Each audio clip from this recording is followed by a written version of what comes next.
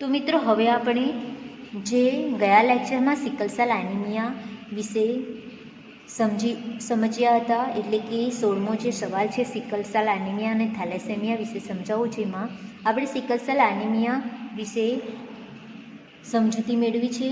હવે આપણે થેલેસેમિયા જે છે એની ચર્ચા કરીશું.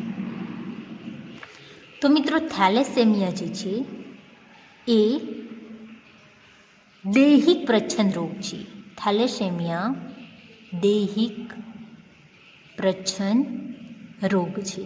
હવે આ જે થેલેસેમિયા જે છે એને મુખ્ય 3 પ્રકારમાં વહેંચી શકાય છે, એટલે કે એના મુખ્ય 3 પ્રકાર છે: આલ્ફા થેલેસેમિયા, બીટા થેલેસેમિયા અને ડેલ્ટા થેલેસેમિયા. જેમાં મિત્રો આલ્ફા થેલેસેમિયા જે છે એને આપણે આલ્ફા સિમ્બોલ દ્વારા દર્શાવી શકીએ, બીટા થેલેસેમિયા અને ડેલ્ટા થેલેસેમિયા. જેમાં આપણે કહી શકીએ કે આલ્ફા થેલેસેમિયા જે છે એ આલ્ફા ગ્લોબિન શૃંખલા જે છે એના ઉપર આધારિત, એટલે કે આલ્ફા ગ્લોબિન શૃંખલા. અને મિત્રો આ જે આલ્ફા થેલેસેમિયા જે છે એ કયા નંબરના રંગસૂત્ર ઉપર જોવા મળશે? તો 16 નંબરના રંગસૂત્ર ઉપર ખામી જોવા મળે, એટલે કે દૈહિક પ્રચ્છન્ન રોગ છે. મિત્રો ખાસ યાદ રાખજો, થેલેસેમિયામાં આપણે જોયા પ્રકાર આલ્ફા થેલેસેમિયા, બીટા અને ડેલ્ટા થેલેસેમિયા. આલ્ફા થેલેસેમિયા જે છે એ આલ્ફા ગ્લોબિન શૃંખલા ઉપર આધારિત છે, જે 16મા નંબરના રંગસૂત્રમાં ખામી જોવા મળે છે. જ્યારે બીટા થેલેસેમિયા જે છે એ બીટા ગ્લોબિન શૃંખલા ઉપર આધારિત છે અને આ 11મા નંબરના રંગસૂત્ર પર થતી ખામી જોવા મળે છે. અને મિત્રો ડેલ્ટા થેલેસેમિયા જે છે એ પણ 11મા નંબરના રંગસૂત્ર ઉપર થતી ખામી જોવા મળે, અને આ દૈહિક ખામી છે. મિત્રો ડેલ્ટા થેલેસેમિયા જે છે એની વધારે આપણે ચર્ચા કરીશું નહીં, કારણ કે આ પ્રકારની જે ખામી છે એ ખૂબ જ માઇનોર જોવા મળે છે, એટલે કે ખૂબ જ ઓછા પ્રમાણમાં. મુખ્ય કઈ ખામી દ્વારા આ થાય છે થેલેસેમિયા? તો આલ્ફા અને બીટા થેલેસેમિયા. તો મિત્રો આપણે શરૂઆત કરીએ સૌપ્રથમ આલ્ફા થેલેસેમિયા. તો આ જે આલ્ફા થેલેસેમિયા જે છે એના માટે જવાબદાર એલીલ કયા છે? તો મુખ્ય 2 છે. કયા? તો HbA1 અને HbA2, જેને આપણે આ રીતે રંગસૂત્ર દ્વારા દર્શાવી શકીએ કે રંગસૂત્રના કયા ભાગ ઉપર આ જનીન હોય, અને આ જે છે એ 4 જનીન છે. ધારો કે મિત્રો આ રંગસૂત્રિકા દોરી છે, રંગસૂત્રિકામાં HbA1 છે અને આ પણ HbA1 છે. આ જ રીતે બીજા એલીલ HbA2 અને HbA2 છે. આવી રીતે મુખ્ય 4 જનીન જે છે એ એના માટે જવાબદાર છે, એટલે કે એલીલ કેટલા થયા? મુખ્ય 4 એલીલ પર આ સ્પષ્ટપણે જોવા મળે છે. હવે જોઈએ તો જો એક જ જનીન પર હાજર હોય, મિત્રો ધારો કે એક જ જનીન પર હાજર હોય તો એ કેવી ખામી કહેવાય? માઇનોર કહેવાય, ઓછી કહેવાય. 2 જનીન પર હાજર હોય તો એ વાહક કહેવાય. પરંતુ જો બધા જ જનીન પર હાજર હોય તો એને મેજર ખામી કહેવાય. અને આ રીતે જ્યારે બધા જનીન ઉપર થેલેસેમિયાના લક્ષણ હાજર હોય ત્યારે આ વ્યક્તિ જે છે એ મૃત્યુ પામે, એટલે કે એક જ જનીન પર હાજર હોય. ધારો કે આપણે HbA1 લખીએ તો એ માઇનોર કહેવાશે. માઇનોર એટલે કે ખૂબ જ ઓછા પ્રમાણમાં, એટલે કે લગભગ 25% જેટલું પ્રમાણ છે એમ કહી શકાય. પરંતુ જો 2 જનીન ધારો કે HbA1 અને HbA2 તો એ કેવું કહેવાશે? વાહક કહેવાશે, એટલે કે 50% જેટલા લક્ષણો છે એમ કહી શકાય. પરંતુ જો બધા લક્ષણ હોય, એટલે કે 4 જનીન ઉપર આ હાજર હોય, ત્યારે આ વ્યક્તિ જે છે એ મેજર કહેવાય, મેજર ખામી ધરાવતા કહેવાય. અને જન્મ બાદ જેવો જન્મ થાય બાળકનો એટલે એ મૃત્યુ પામે, જન્મ બાદ મૃત્યુ પામે. તો આ રીતે આ આલ્ફા થેલેસેમિયા જે છે એની ખામી જોવા મળે છે, એટલે કે રંગસૂત્રિકા. મિત્રો આ રંગસૂત્રિકા દર્શાવી છે, રંગસૂત્રિકાના બંને છેડા ઉપર આ જનીન દર્શાવેલા છે, એટલે કે આના માટે કેટલા જનીન જવાબદાર? તો 4 જનીન જવાબદાર છે. તો મિત્રો આ જ રીતે આપણે બીટા થેલેસેમિયા જે છે એના વિશે પણ ચર્ચા કરીએ. બીજો પ્રકાર લખીએ આપણે બીટા થેલેસેમિયા. હવે બીટા થેલેસેમિયા જે છે 11મા નંબરના રંગસૂત્ર ઉપર ખામી જોવા મળી અને આના માટે જવાબદાર જનીન કયા છે એમ કહી શકાય HBB જનીન પર ખામી છે, જેમાં આપણે આલ્ફા હિમોફિલિયામાં 4 જનીન જોયા હતા, જ્યારે આમાં આપણે કહી શકીએ કે ફક્ત એક જ, એટલે કે HBB. હવે આમાં જો એક જ જનીન પર હોય તો એ કેવું કહેવાશે? માઇનોર કહેવાશે, પરંતુ 2 જનીન પર હોય તો એ મેજર કહેવાશે. મિત્રો આમાં વાહક છે એમ ન કહી શકાય. હવે ડેલ્ટા જે છે એ 11મા નંબરની ખામીમાં જોવા મળે છે અને આમાં પણ જનીનમાં ભાગ્યે જ જોવા મળે છે. ડેલ્ટા થેલેસેમિયા જે છે એ ભાગ્યે જ જોવા મળે છે.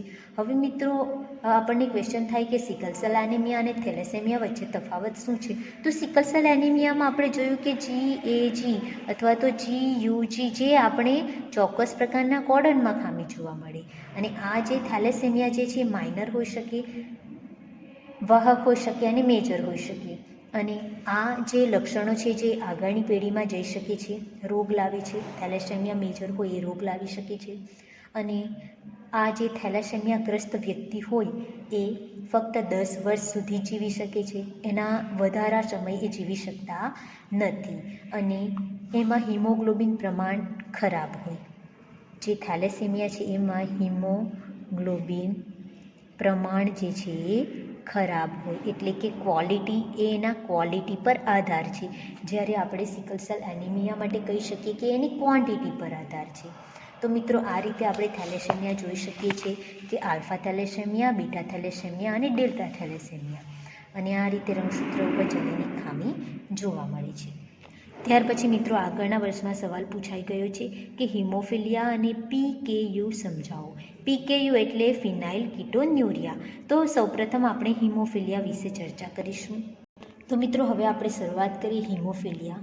તો હિમોફિલિયા છે એ પણ મિત્રો સંલગ્ન પ્રચ્છન્ન જનીન છે, એટલે કે પ્રચ્છન્ન જનીન ઉપર ખામી સર્જાય છે. હવે હિમોફિલિયા જે છે એના મુખ્ય 2 પ્રકાર જોઈએ તો એ પ્રચ્છન્ન H જનીન, સ્મોલ h, પ્રચ્છન્ન સ્મોલ h લખેલું છે અહીં.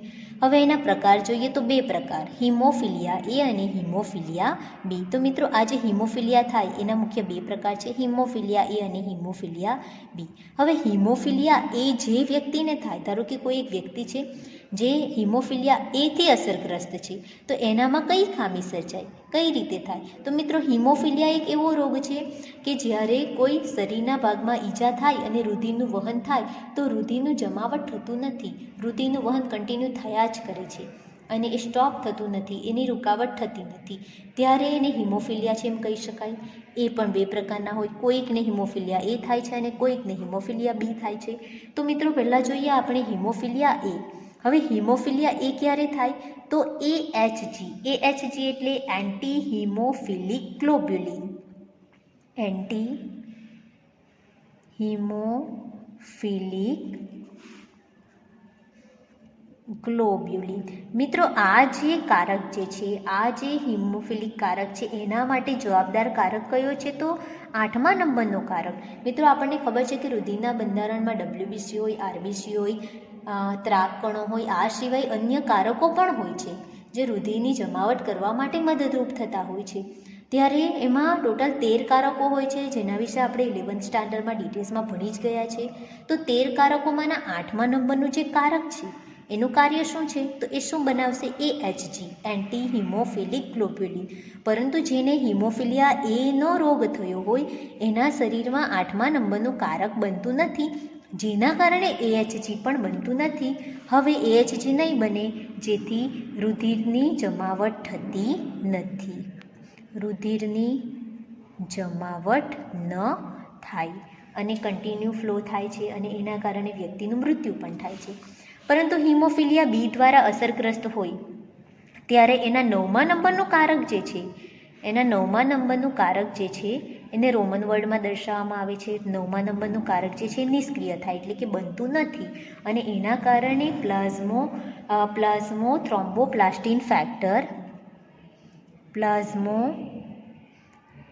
થ્રોમ્બોપ્લાસ્ટિન ફેક્ટર. આ ફેક્ટર બનતું નથી અને આ ફેક્ટર પણ રુધિરની જમાવટ માટે જરૂરી હોય છે અને એના કારણે રુધિરની જમાવટ થતી નથી અને વ્યક્તિનું મૃત્યુ થાય છે. અને આ રોગ માત્ર નરમાં જ જોવા મળે છે. મિત્રો, આ રોગ જે છે માત્ર નરમાં જ જોવા મળે છે. સ્ત્રી વાહક હોઈ શકે છે પરંતુ સ્ત્રી હિમોફિલિક હોઈ શકતી નથી, કારણ કે નરમાં એક જ એક્સ રંગસૂત્ર આવેલું હોય.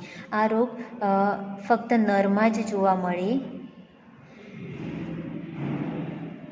કારણ કે નરમાં એક જ એક્સ રંગસૂત્ર હોય અને બાકીનું વાય રંગસૂત્ર હોય, જેના કારણે એ હિમોફિલિક હોઈ શકે છે. અને માદામાં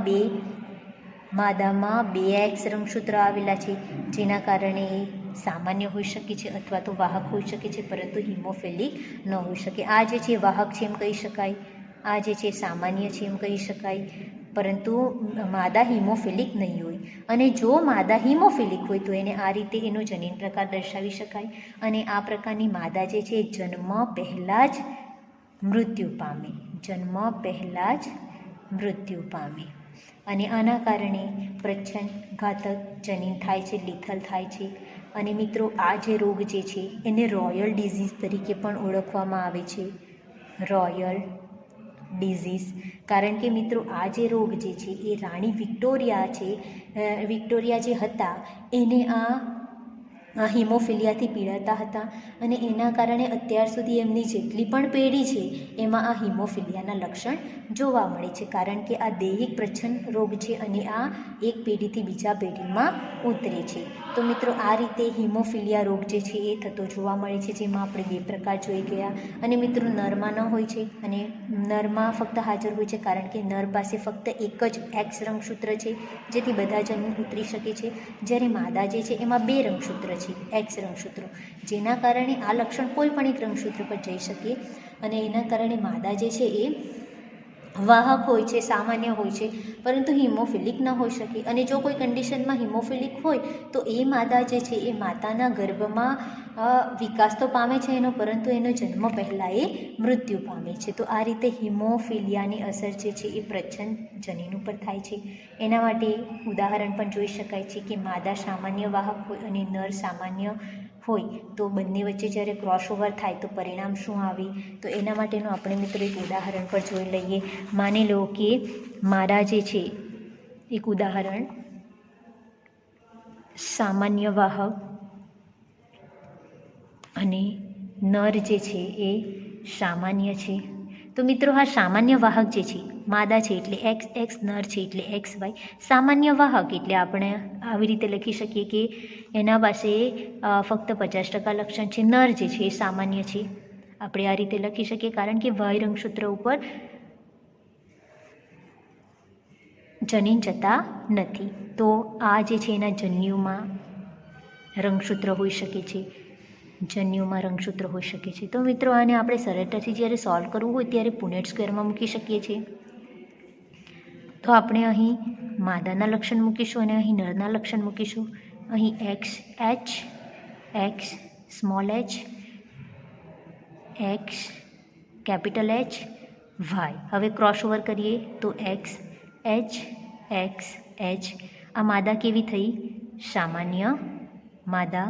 હવે એક્સ એચ વાય, નર કેવા થયા? સામાન્ય નર. હવે x H, X small H, વાહક માદા, કારણ કે 50% લક્ષણ છે. આ જ રીતે આપણે એક્સ સ્મોલ એચ વાય, નર હિમોફિલિક. તો મિત્રો, આપણે જોઈ શકીએ છીએ કે માદા વાહક છે, માદા સામાન્ય છે, પરંતુ માદા હિમોફિલિક નથી. નર જે છે એ સામાન્ય છે અને નર હિમોફિલિક છે, પરંતુ નર વાહક નથી. એટલે અહીં આપણે કહી શકીએ કે બધા જ છોકરીઓ જે છે સામાન્ય હોઈ શકે અને વાહક હોઈ શકે, પરંતુ હિમોફિલિક ન હોઈ શકે. આ જ રીતે નર જે છે એ હિમોફિલિક હોઈ શકે, સામાન્ય હોઈ શકે, પરંતુ વાહક ન હોઈ શકે. મિત્રો, આ ખાસ યાદ રાખવાનું છે કારણ કે MCQsમાં, બોર્ડ એક્ઝામમાં, નીટ એક્ઝામમાં આ રીતે સવાલ પૂછાય છે, ત્યારે આપણે આ રીતે ક્રોસ કરી શકીએ.